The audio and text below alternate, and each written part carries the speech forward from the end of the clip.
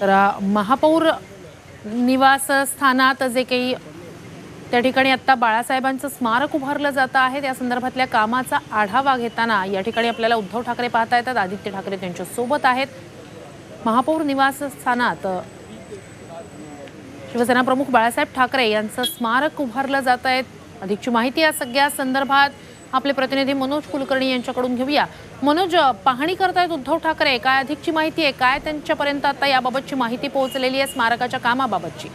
अगदी बरोबर आहे। गेल्या 3 ते 4 वर्षापासून हे काम सुरू झालेलं आहे आणि नेमकं या कामामध्ये किती प्रगती झालेली आहे हे पाहण्यासाठी स्वतः उद्धव ठाकरे असतील, त्याचबरोबर आदित्य ठाकरे असतील, तेजस ठाकरे असतील आणि सुभाष देसाई हे चारही जण या ठिकाणी आलेले आहेत, पाहणी करत आहेत। कारण लवकरात लवकर जे हे स्मारक आहे ते स्मारकाचं काम पूर्ण झालं पाहिजे। स्वतः लक्ष ठेवून आहेत।